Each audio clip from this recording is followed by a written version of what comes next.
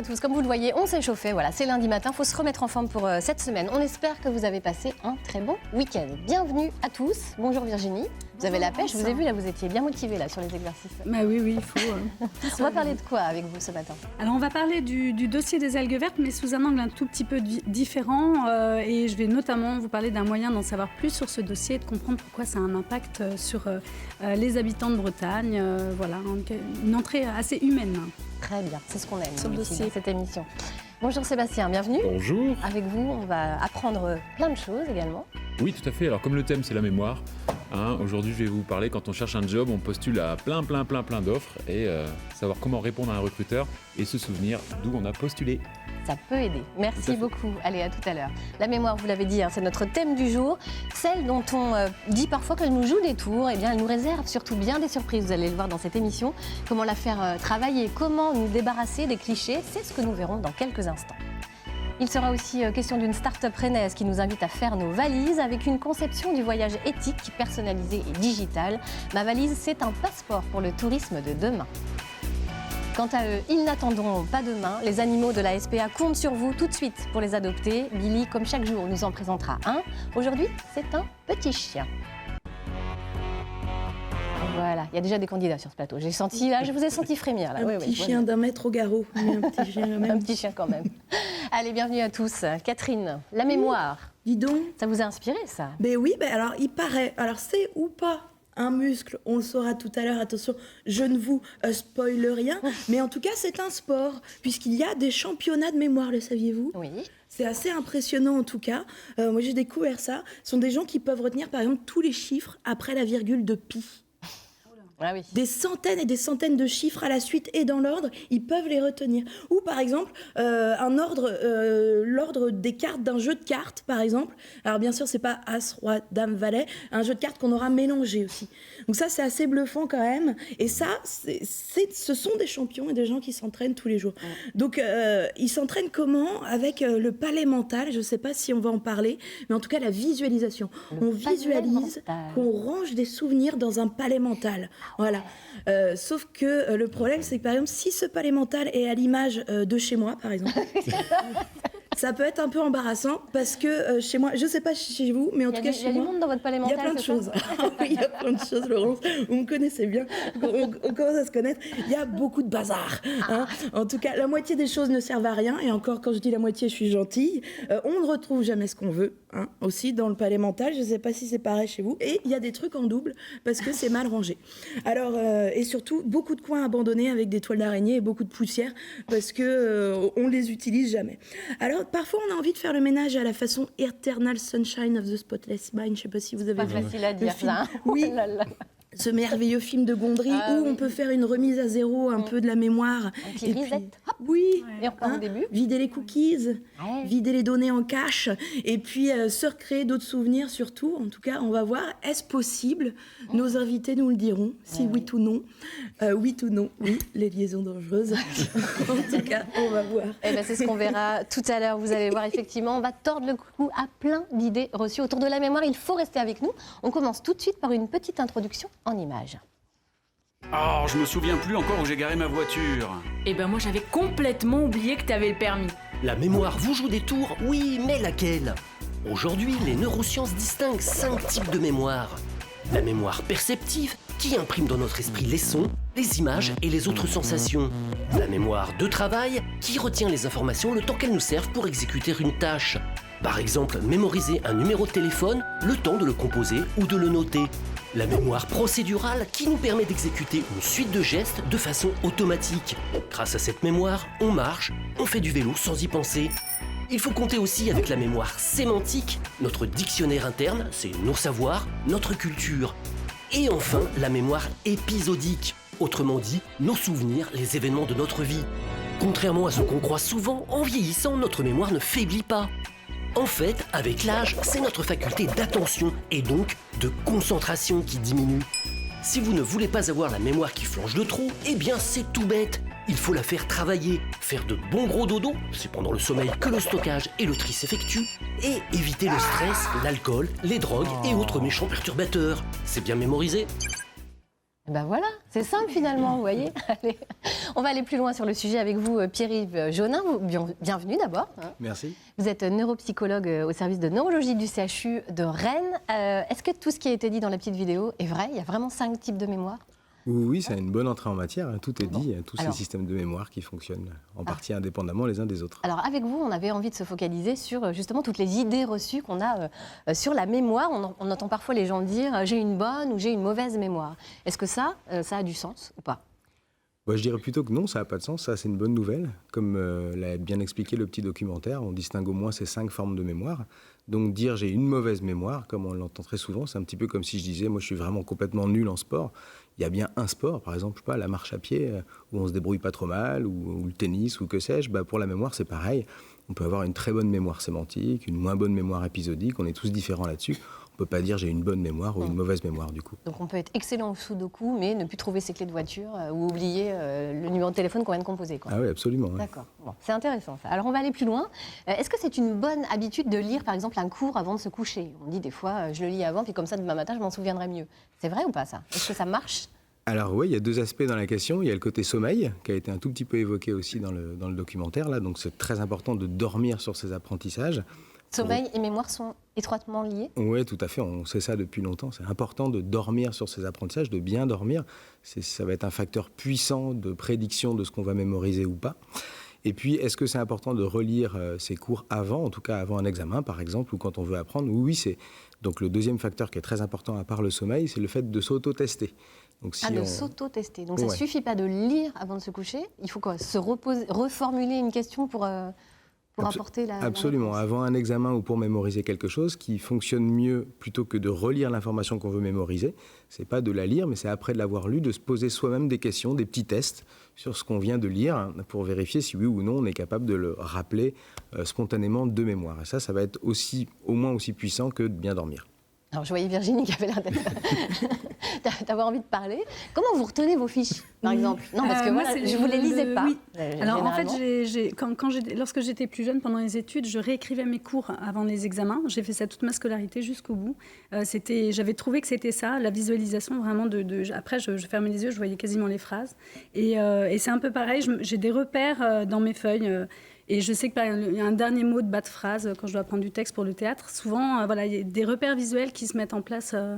Voilà, ça c'est ma méthode, pas mal de lecture. Et puis des fois, le dire à haute voix aussi. Voilà. Ça peut aider. Voilà. Ouais. Mais c'est intéressant ce que vous dites parce que vous avez parlé de visuel. Alors on va voir, on va écouter la question d'une téléspectatrice et puis on vous laissera y répondre, docteur Jaunin. Bonjour, je m'appelle Véronique, je suis enseignante depuis 22 ans. Dans mon métier, je travaille avec différents types de mémoire et je souhaiterais savoir comment reconnaître la mémoire visuelle et auditive de mes élèves et si une mémoire est plus efficace qu'une autre pour retenir et travailler dans le temps. Alors, mémoire visuelle ou auditive, laquelle est la plus efficace? Je suis vraiment bien content d'entendre cette question, et qui plus est d'une professeure des écoles, parce que cette idée qu'on a différentes mémoires sensorielles, différentes mémoires privilégiées, comme ce que vous disiez par exemple, que vous privilégiez le côté visuel pour apprendre vos textes de théâtre ou vos fiches, et que d'autres utilisent plutôt la mémoire auditive, et d'autres encore la mémoire kinesthésique. C'est un mythe en fait, qui est extrêmement tenace, et notamment dans le milieu de l'éducation nationale, mais pas que. Donc c'est quelque chose qui est très très tenace. On trouve encore ça dans des expériences pédagogiques récentes, jusqu'en début d'année. Là, il y avait des expériences dans l'éducation nationale qui se basaient sur cette idée que, on a tout intérêt à identifier si un élève a plutôt une mémoire visuelle ou auditive ou kinesthésique, parce que en privilégiant ce canal d'apprentissage, on va donner plus de chances à l'élève de mieux mémoriser. Alors en fait, on a bien des mémoires visuelles, auditives, kinesthésiques, des mémoires qu'on appelle aussi sensorielles. Simplement, on sait depuis le milieu des années 60 à peu près qu'elles ne durent qu'environ entre un quart de seconde et 1 seconde. Donc évidemment, le type de mémoire qui nous intéresse quand on veut faire retenir des choses à des élèves ou quand nous-mêmes on veut apprendre des choses, c'est une mémoire qui dure beaucoup plus longtemps, donc qui n'a rien à voir avec ces mémoires à très très très très court terme. Par ailleurs, c'est vrai aussi qu'on a tous l'impression, et à juste titre, de mieux apprendre en visuel ou en auditif, et c'est vrai. Simplement, quand on le teste, eh bien, la quantité d'informations et la qualité de ce que vous allez mémoriser n'a rien à voir avec votre sentiment de privilégier telle ou telle modalité visuelle ou auditive. Donc encore une fois, c'est vrai, mais ça dure tellement peu de temps que c'est pas du tout pertinent pour les apprentissages. Est-ce que les uns les autres, vous avez le sentiment justement d'avoir une mémoire qui est un peu sélective, certaines choses vous les retenez très très bien ou pas, d'autres non, pas du tout, Pauline? Je pense que oui, on a tous une mémoire sélective. Enfin, moi, pour ma part, je suis plus... je pensais, du coup, avant de vous écouter. Forcément, je me reprends à être plus à mémoire visuelle, puisque je révisais mes cours principalement sur YouTube ou de cette manière. Après, voilà, ce sont des mémoires à court terme, et je pense que la mémoire se travaille tout au long de sa vie. Justement, voilà. c'est la question d'après. Ce sera la question d'après. On va voir comment faire travailler la mémoire. Je ne sais pas, Sébastien, vous avez des petites astuces pour faire travailler votre mémoire? Pas forcément. J'étais resté là sur donc du coup, ça va me faire travailler parce que j'ai des ados et donc je me suis dit tiens, l'aîné est plutôt visuel, l'autre est plutôt. Et en fait. Eh bien non. Je retravaille ça. Tout oublié. Donc toutes mes astuces ne valent plus du tout, donc je vais pas en parler. Bon, Catherine, on sait qu'elle prend des notes. Oui, j'écris beaucoup, mais ça sert à rien parce que c'est le bazar. Comme je disais, je ne relis rien. Mais oui, le corps aussi, parfois on disait sur des pièces. Ça, c'est kinesthésique, c'est ça, associer un geste à un mot aussi. Mais bon, a priori, ça ne marche pas non plus. Non, mais il y en a une qui a des astuces, c'est Marie. Marie Delahaye, bonjour, bienvenue à vous. Vous êtes animatrice bénévole au sein d'une association qui s'appelle Active Mémoire. Est-ce que vous pouvez nous la présenter? C'est une association qui est née il y a 23 ans, partie d'un médecin, Patricia Benoît, et d'une personne qui travaillait à Humanis à l'époque, Michel Giquel, puis ensuite un autre médecin, François Salin, enfin... Et finalement, on arrive à avoir pas mal d'ateliers sur la Bretagne. C'est une association nationale avec des antennes régionales en Bretagne. Association régionale. On a des antennes en fait à Quimper, Douarnenez, Saint-Malo, Rennes, enfin... Un petit peu partout, il y a moyen de trouver des ateliers. De quelle façon vous faites travailler la mémoire dans ces ateliers, très concrètement? Alors, on fait donc... on parle déjà de la mémoire. On essaie de dire que la mémoire, on en a tous. Hein. Si on n'avait pas de mémoire, on ne vivrait pas. Hein, voilà. Ça, c'est clair. C'est clair, c'est... Et on essaie donc de retravailler la concentration, l'attention, l'intérêt qu'on a pour un sujet bien défini. Donc, il y a la convivialité dans nos ateliers. Et je crois que c'est le plus important au niveau de la mémoire, en fait. Arriver à avoir envie de partager quelque chose, un savoir ou autre. On ne mémorise que ce qu'on s'intéresse, enfin ce à quoi on s'intéresse. Donc, mais il y a quand même des petites astuces. Mais il y a des petites astuces. Par exemple, vous trouvez des béquilles dans le quotidien, hein? On a des béquilles. L'agenda, c'est la première béquille. Hein, donc on note. Pas besoin forcément de se relire. Hein, si on a mémorisé en se disant, ben oui, tiens, demain à 8h30, je viendrai à France 3. À 9h, j'irai prendre un café parce que... On n'a pas besoin de relire forcément, puisqu'on va dérouler notre journée. On peut mémoriser une liste de courses simplement en visualisant le magasin. On se dit bien... on imagine le parcours. Voilà, on aura un parcours. Alors, ça peut s'appeler la méthode des lieux, sans avoir forcément un palais irréprochable. Il faut qu'il y ait de la dorure. Voilà. On peut apprendre une liste de mots aussi, en les associant à d'autres mots. Alors, par exemple, si je vous dis sapin, Noël, crapaud, fauteuil. Donc, association d'idées. Vélo, randonnée. Si je vous dis, par exemple, vélo, vous allez me dire... Randonnée, jusque-là. Oui, si je vous dis sapin... Noël, voilà, et ainsi de suite. D'accord. Donc, on va se retrouver des béquilles comme ça. Et quand il y a une longue liste de mots, je ne sais pas, par exemple, une suite de 10-12 mots, est-ce qu'on peut faire un petit exercice pour voir? Oui, alors 10-12 mots, par exemple, si je vous dis... Attention. Chien. Chat. Vous allez essayer de faire un cinéma mental. Donc, de visualiser un chien. Puis ensuite, tout un parcours comme un tableau. Donc, je vous dis chien, arbre, pré, barrière, balle, rivière, écharpe, flûte, mouton, bâton, chocolat. Donc vous avez visualisé sous forme de tableau. dans un cadre. Le premier animal. Un chien. Est-ce qu'il y avait un autre animal? Mouton, mais à la fin. Mouton, c'est pas grave. Mais on l'a Dans le tableau. retenu. Dans le tableau, on l'a D'accord. On n'a pas besoin forcément de se rappeler par cœur, comme à l'école, la récitation. D'accord, donc on n'est pas dans essaie, une ça hiérarchie soulage. finalement. Voilà. On est vraiment, on regroupe l'ensemble. On regroupe, on On visualise. visualise globalement, en fait, Voilà. le tableau. Donc on va avoir une rivière. Autour de la rivière, on va voir Une barrière. une barrière. On va voir, pour jouer avec le chien, on aura une balle. Hein. Et puis peut-être que ce chien, au lieu d'être tenu en laisse, va être tenu par une flûte. écharpe. Et il mangera du chocolat. Et on va lui donner un bâton Et de chocolat. Voilà. Au pied de l'arbre. Au pied de l'arbre. Au pied de l'arbre. Dans la prairie. Donc c'est ça, en Donc, fait. c'est Voilà. pas de chat. On se raconte une histoire. On se raconte une histoire. Alors là, je l'ai dit effectivement un peu vite. Dans nos ateliers, on va faire ça plus lentement et puis plus progressivement.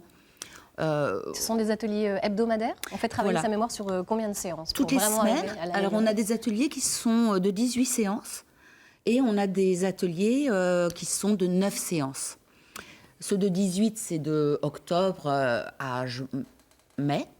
Et ceux de 9 séances, c'est donc d'octobre à décembre. Pour des personnes notamment qui travaillent, par exemple, parce que ça commence à 17h45. C'est le mardi, le mardi à le Rennes. mardi.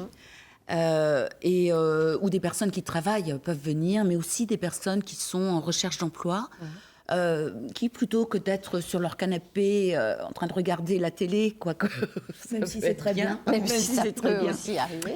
peuvent se retrouver avec un but commun, travailler sur la concentration, la mémoire. Vous, ça vous a aidé, Marie, parce que je sais que vous avez travaillé dans des crèches. Racontez-nous de quelle façon ça vous a aidé, ces ateliers.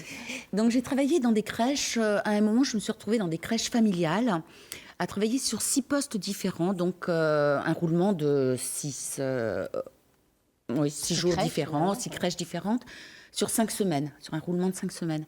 Donc il y avait 400 prénoms d'enfants, finalement, à retenir. Alors là... Ce qui n'était pas très difficile en soi, puisque en refaisant des catégories, telle crèche, c'est tels enfants, c'est tels assistants maternels, on arrive finalement au bout de 2 roulements, c'est-à-dire 10 semaines, à retrouver finalement les enfants. Et à les rendre à leurs parents aussi. Ouais. Alors moi, je ne les rendais pas à leurs parents, je les rendais à leurs Déjà, les assistants prénoms, maternels, c'est pas mal. ce qui était beaucoup plus facile.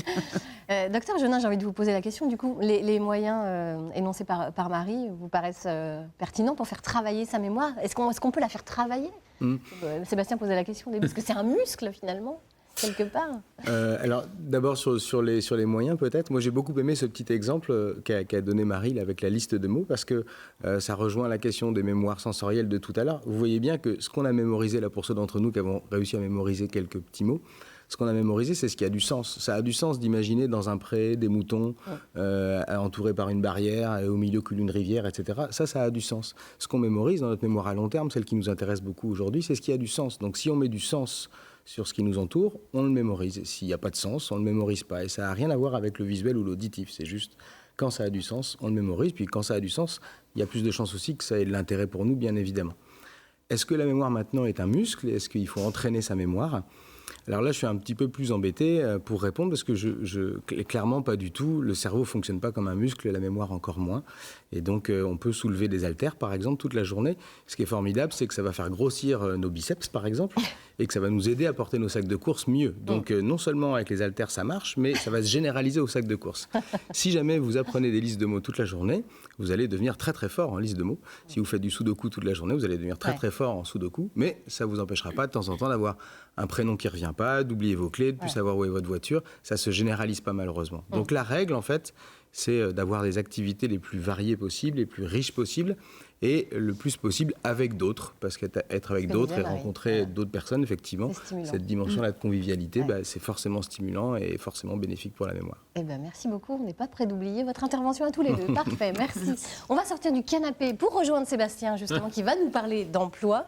Comment se souvenir d'une offre d'emploi à laquelle on a postulé quand un recruteur nous appelle à l'improviste. Oui. Tout à fait, tout à fait. Alors en moyenne, déjà, on commence par un chiffre. Stepstone, un des leaders européens des sites d'offres d'emploi, a fait une étude l'année dernière sur 15 000 chercheurs d'emploi.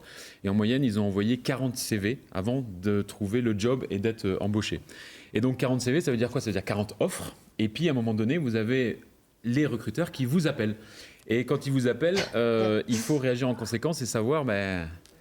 c'est laquelle, c'est quelle offre. Et donc il y a différentes réactions. Donc, déjà, je vais vous dire ce qu'il ne faut pas faire, parce que en tant que recruteur, je vous assure, on a des perles. Donc vous appelez, vous recevez l'offre, vous appelez, et puis là, il faut éviter le fameux « ouais, c'est pourquoi je caricature, mais à peine. Donc généralement, le recruteur se présente, dit « Bonjour, Sébastien, je suis recruteur, je vous appelle suite à... » Donc il y a des personnes qui sont en train de faire leurs courses, qui décrochent, qui disent ouais allez-y, dites-moi, bon je suis en train de faire mes courses mais c'est pas grave, dites-moi c'est quoi, c'est combien, c'est où, c'est voilà. Donc ça on évite. Je pensais pas devoir le dire un jour, mais je le dis quand même. Ça paraît logique. Donc par contre ce qu'il faut faire, déjà vous êtes en recherche d'emploi, tout numéro inconnu sur votre téléphone, vous vous mettez en veille. C'est-à-dire que limite, vous choisissez, on peut programmer maintenant les téléphones. C'est-à-dire que numéro inconnu ou pas dans l'agenda, on met une musique en conséquence. Donc, vous choisissez la musique que vous voulez, alerte rouge, alarme, tout ce que vous voulez, mais vous vous mettez en mode, c'est un recruteur, il y a de fortes chances que ce soit un recruteur qui m'appelle. Donc, première chose à faire, c'est vous décrocher, vous vous sentez capable de décrocher, vous dites, voilà, oui, en effet, j'ai postulé, je ne suis pas disponible à l'instant T. C'est le réflexe numéro 1. Je ne suis pas disponible, même si vous êtes disponible. Je ne suis pas disponible à l'instant T. Rappelez-moi juste à quel moment, qui vous êtes. Je veux marquer ça, votre nom, votre prénom. Comme ça, vous prenez les infos. À quel moment je peux vous rappeler pour que ça soit plus efficace. Comme ça, c'est professionnel. Vous avez recueilli l'information. Vous filez sur votre ordinateur et vous faites la même chose. Puis ça fait, je suis occupée, j'ai une vie. C'est ça. J'attends pas à côté de mon téléphone. Je suis pas sur mon canapé en train de c'est différent. Autre chose, vous pouvez recevoir tout simplement un appel, vous avez un message. Pareil, vous faites la même chose en envoyant un SMS. Vous ne rappelez pas tout de suite si vous n'avez pas le maximum d'informations. Donc, une fois que vous avez cette information-là, vous allez rappeler et faire ce qu'on appelle l'entretien téléphonique. Sauf que pour vous rappeler tout ça, je vais vous parler d'un outil aujourd'hui qui est complètement gratuit, qui fait un carton depuis quelques années déjà, mais que peu de monde connaissent encore. C'est Trello. Donc, vous avez le logo qui s'affiche à l'écran. Donc, c'est quoi? C'est un système pour aider dans sa gestion de projet. Donc, on peut l'adapter à plein de choses, et entre autres à la recherche d'emploi. Donc, ça fonctionne quand même comment vous avez des silos. En fait, à chaque silo, vous allez les nommer. Donc, par exemple, opportunité détectée, j'ai postulé, relance 1, relance 2, entretien téléphonique. Et dans ces silos, vous allez créer des étiquettes. Ces étiquettes, vous allez les nommer forcément opportunité 1, opportunité 2. Et ce que je vous propose de faire dans chaque étiquette, c'est de mettre des critères de choix. C'est-à-dire que critère de choix, c'est ce job n'est pas très loin de chez moi. Vous mettez une note sur 10. Si c'est pas loin, vous mettez 10 points. Et vous mettez 5-6 critères jusqu'à 10 si vous voulez. Le secteur d'activité me convient. Le poste, ça c'est moi. Et vous mettez des notes. Ce qui fait que pour chaque étiquette, vous allez avoir une note sur 100. Donc si elle est à 95 et que vous avez le recruteur qui vous appelle, déjà la mémoire va fonctionner parce que dans vos étiquettes, vous aurez associé le chiffre à l'étiquette. C'est là c'est un 95 là. Là c'est un 95. Là, faut tout donner, là. Attention là. Là je vais m'asseoir quoi. Là voilà. Et donc ces étiquettes là, vous allez les faire avancer et ça va vous permettre. Et cerise sur le gâteau, cette application est disponible sur le mobile. Donc que vous soyez en train de faire vos courses dans la voiture, n'importe où, vous pouvez vous arrêter, vous mettre au calme et checker toutes ces offres d'emploi. C'est super ça. Et c'est un outil gratuit. Gratuit, tout à fait. Et tout ça, ce sont des conseils valables pour les sites de rencontres aussi. Attendez, Pierre-Yves, je vous rappelle. Attendez, Sébastien, et hop, c'est un 95. Je vais pouvoir le rappeler. Donc Trello. Utile tout le temps. Merci 95, Sébastien. Marie, vous connaissez cet outil Trello? Non. Vous avez déjà... Non, je ne connaissais pas du tout. Mais bon, c'est vrai que c'est des conseils tout à fait pratiques. Et voilà, le docteur Jourdain. Alors Trello, je ne connais pas. En revanche, ce qui m'interpelle là-dedans, c'est qu'on a de plus en plus d'applications gratuites qui existent pour en fait faire un peu palliatif à notre mémoire. Or, la plupart d'entre nous n'avons pas de problème de mémoire. Donc ça, c'est quelque chose que je trouve qui est intéressant à interroger, ce besoin qu'on a d'avoir des aides mémoire électroniques tout le temps autour de nous, comme si ce n'était pas possible en fait, d'avoir une mémoire qui soit de temps en temps faillible, alors que naturellement, évidemment, elle l'est. À travailler, quoi. Merci beaucoup. On va continuer à faire travailler notre mémoire. On va voir si Jean-Pierre en a une très bonne. C'est notre expert en bricolage. Ce matin, il va nous donner des astuces pour entretenir un mitigeur. Je vous laisse découvrir ces astuces. Bonjour à tous, je m'appelle Pierre. Coucou, c'est Sarah. Bonjour, je m'appelle Isabelle. Aujourd'hui, je suis ici car j'ai un mitigeur qui grippe, donc j'espère avoir des solutions pour améliorer ce système.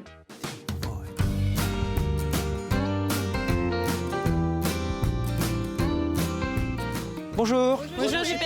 Alors je crois Sarah que tu as un souci dans ta cuisine. Exactement, j'ai mon mitigeur qui a du mal à s'ouvrir et j'ai du mal à le manœuvrer. Très bien, alors je pense que ton mitigeur est entartré. Donc je vous propose d'apprendre à le nettoyer. On y va ? On y va. On y va.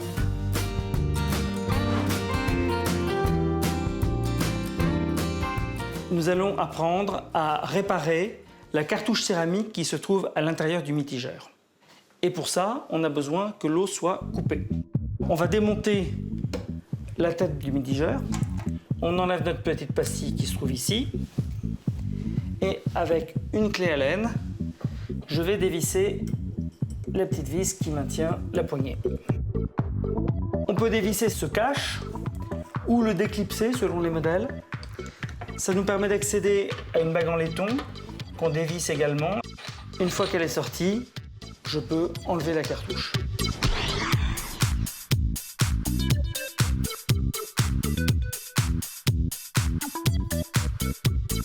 Alors voilà, une cartouche céramique, c'est ça. Il y a une arrivée eau froide, une arrivée eau chaude, et après vous avez un départ qui, selon la position, met plus ou moins d'eau froide ou plus ou moins d'eau chaude. Dessus, vous avez les références, ce qui vous permet, si vous n'arrivez pas à la détartrer, d'aller la changer. C'est une pièce qui vaut une vingtaine d'euros. Par rapport à un robinet à 200, des fois, ça vaut le coup. Ça vaut le coup.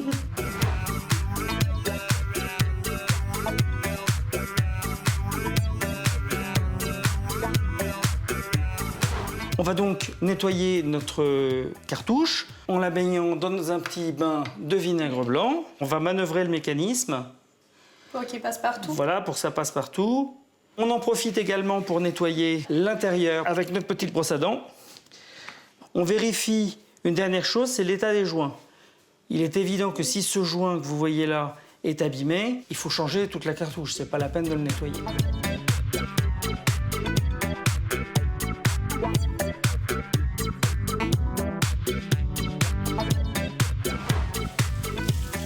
Et bien voilà, c'est parfait. Un peu de vinaigre blanc, une brosse à dents, quelques outils. Et ce robinet est reparti.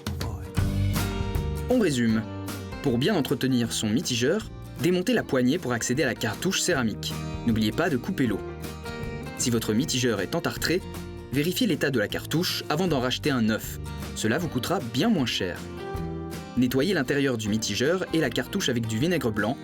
Si ces joints sont trop abîmés, remplacez-la.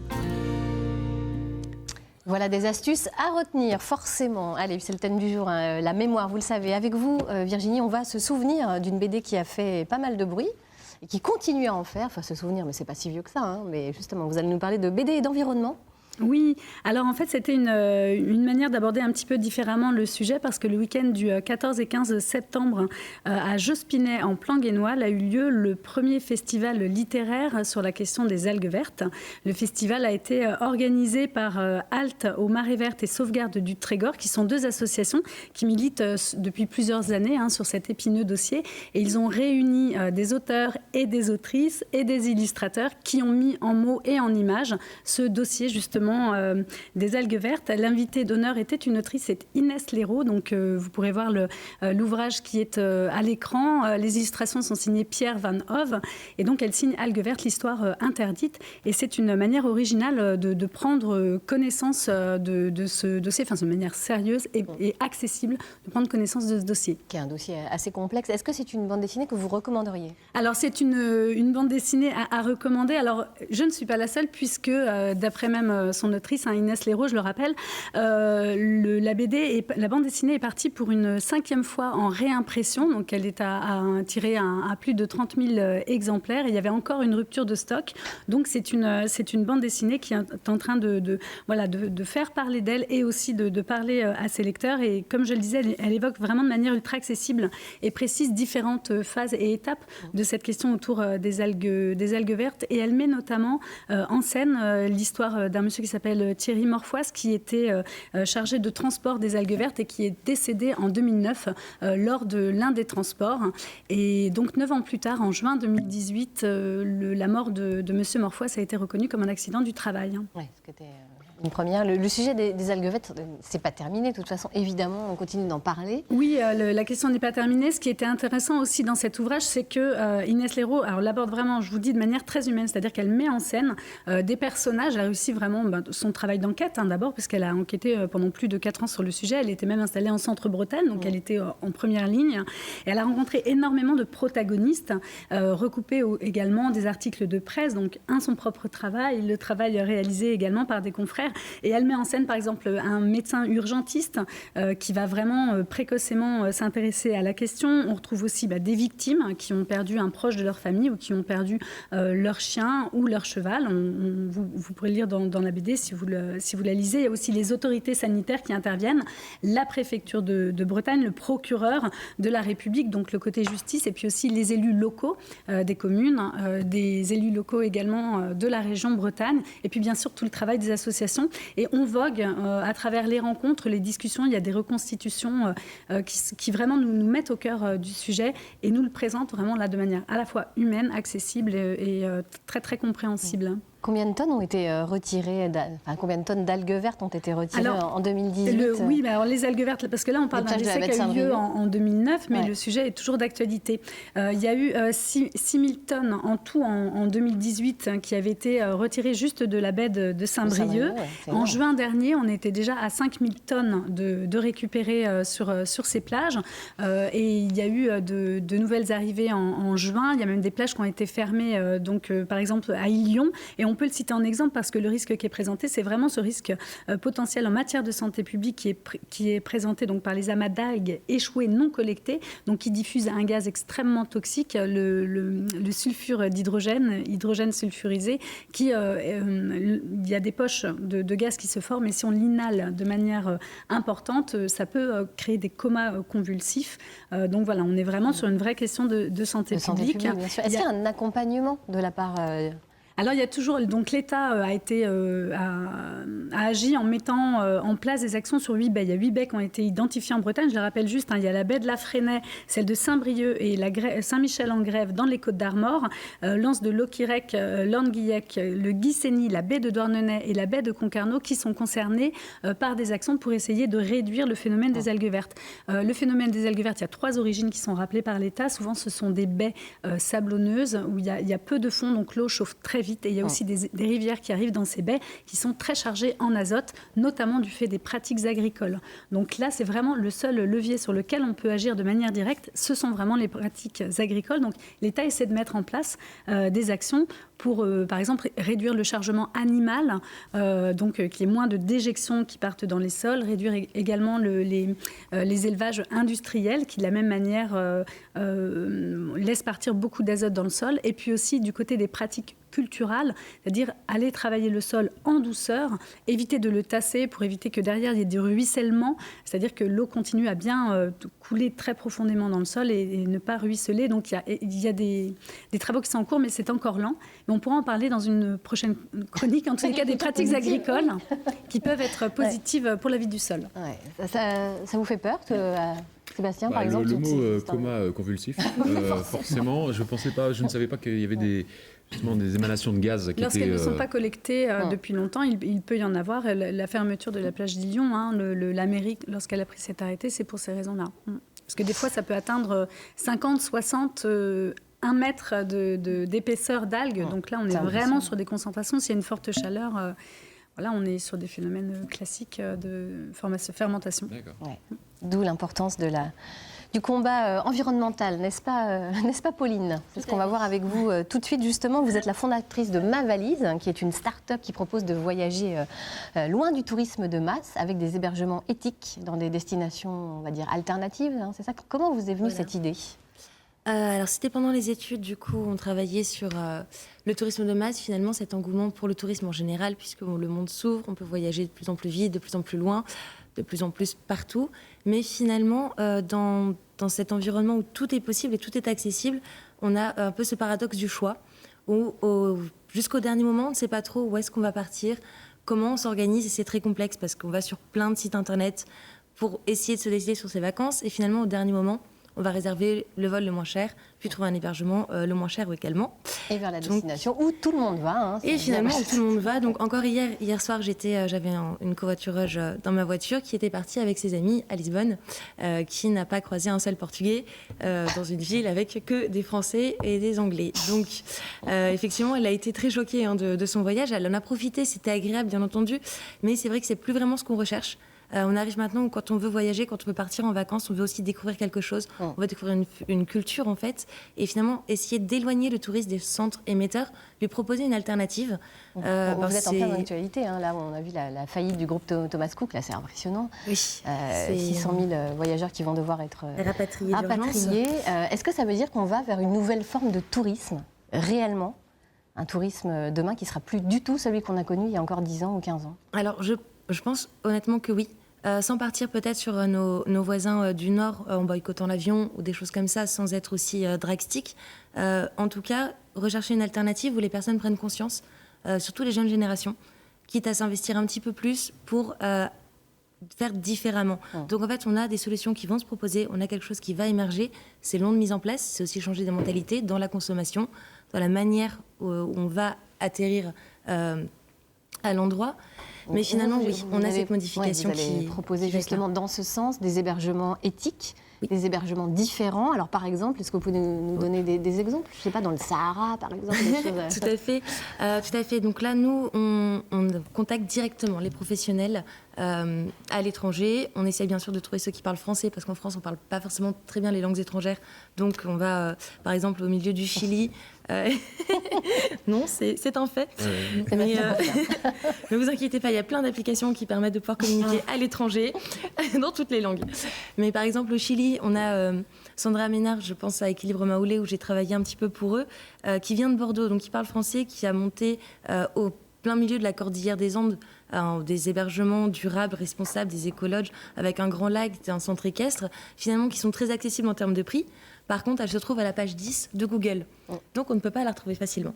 Et c'est un petit peu le problème que l'on a. Donc, nous, nos hébergements, on voit le centre de lettres au Québec, qui est également un prestataire qu'on va intégrer dans ma valise. On a également la Colombie. On a beaucoup en France, avec un nouveau partenariat qui va se faire avec Va au Vert. Va au Vert est une plateforme qui labellise les hébergements français qui sont durables et responsables. On en a 2 qui sont en Bretagne, qui sont très sympas. C'est un petit peu maison de Hobbit. Et à ce moment-là, oui, des expériences uniques. Et finalement, à ce moment-là, on va pouvoir, grâce à Vauvert, déjà avoir pas mal d'hébergements français. Après, maintenant, c'est aux voyageurs de voir s'il est capable de sortir des grandes structures hôtelières, d'aller autre part. Question d'évolution des mentalités. Exactement. Est-ce qu'il peut dormir sous une cabane à ciel ouvert ou des choses comme ça en pleine nature ? C'est aussi une expérience. Donc, autre originalité de ma valise, ce sera la façon d'épargner pour nos voyages. Une cagnotte, vous avez créé ça, une cagnotte en ligne, en fait, un compte épargne voyage, une sorte de compte épargne. Tout à fait. Expliquez-nous comment ça va fonctionner. Alors là, c'est vraiment pour faciliter l'organisation et l'accès en fait à tout ce dont on a besoin quand on prépare un voyage, donc l'hébergement, le vol, tout ce qui va autour finalement, et les activités. Donc là, ça va être seul ou à plusieurs, en fait, on va pouvoir préparer son budget, cagnotter, épargner, et grâce à ce budget qu'on aura mis en place, en fait, on va pouvoir trouver directement les offres à la limite de son budget. Donc ne pas dépasser, c'est toujours dans les foyers, chaque année, peu importe qu'on soit d'une classe ou d'une autre, chaque année c'est un trou dans le budget qu'on doit sortir rapidement de son compte, du 1000 ou du 1500 € par personne. Donc là, ça va permettre vraiment de pouvoir ensemble rassembler le budget, se préparer et ne pas exploser son budget vacances. Et dès qu'on arrive à une certaine somme dans la cagnotte, vous nous proposez, c'est ça, des voyages adaptés, personnalisés. Budget. Et personnalisés, bien sûr.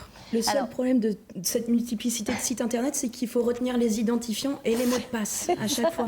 Et ça, c'est vrai que ça c'est une bonne question. On part sur la mémoire. Oui. Alors, du coup, à ce moment-là, on met sur Trello, si j'ai bien compris. C'est ça. Le site internet. Dormir dans une cabane à ciel ouvert. Oui, c'est ça. Non, le compte, bien sûr, après, ce sera un code.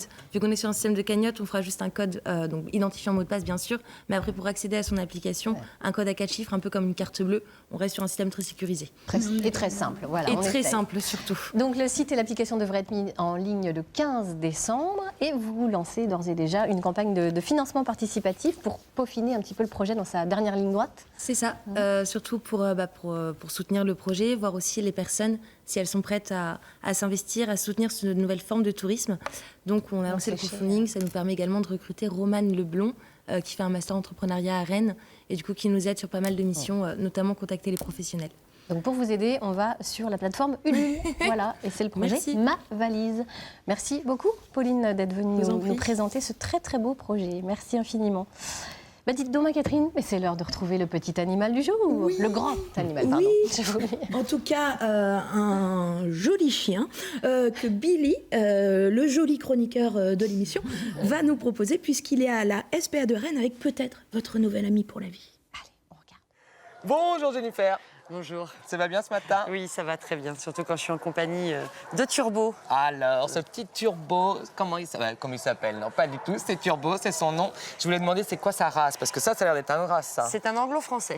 Anglo-français? Oh la vache, la classe. Donc c'est des chiens qu'on a beaucoup en refuge, généralement. D'accord. Des chiens qui sont assez timides, mais surtout qui ont besoin en fait, de vivre en meute. Ok, voilà, donc ça, il a besoin de copains, lui. Il a besoin de copains. Ils ont tous besoin de copains, ces anglos, parce que ils sont créés pour ça. De toute façon, pour vivre en meute, elle a la chasse en meute.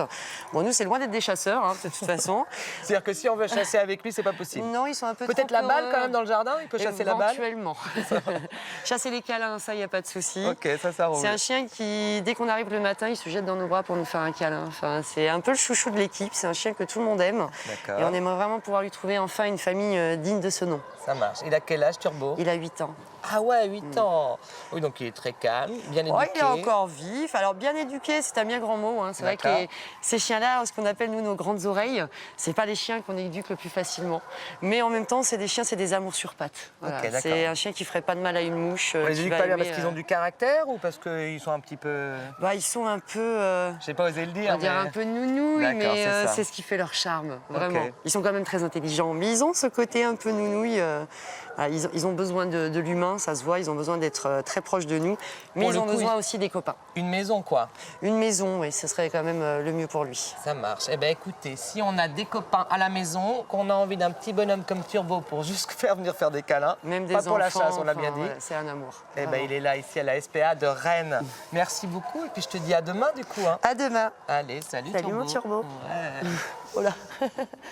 Un chien qui chasse les câlins, c'est pas beau ça? Oui. Oh là là, vous allez craquer vous. C'est des beaux souvenirs toujours, les animaux de compagnie. Ouais. Allez, petit Turbo vous attend à la SPA de Rennes. Voilà les amis, c'est déjà la fin de cette émission. J'espère que vous avez tout retenu et intérêt. C'est fini pour aujourd'hui. On se retrouve demain à 10h45. Il sera question entre autres de taux d'intérêt, de BD et d'environnement, d'emploi et de voyage. Voilà. Mais non, c'était pas du tout ça. Non, c'était aujourd'hui. Vous voyez, il va falloir que je révise moi aussi. Il y a un petit problème. Très bonne mémoire. Excellente mémoire, parfait, impeccable. Allez-y, vous allez pouvoir me chambrer pendant 10 ans, c'est parti. Vous allez retrouver tout de suite votre série Itinéraire Bretagne au Parlement de Bretagne, justement. Sandrine Ruot et Catherine Bazille nous racontent l'histoire de ce bâtiment emblématique de notre région. Là, je pense que je ne me suis pas trompée. Allez, ce sera l'heure de votre journal régional. Ensuite, à midi, on vous souhaite une très belle journée sur France 3 Bretagne. Kenavo. Ça, c'est pas du tout ça.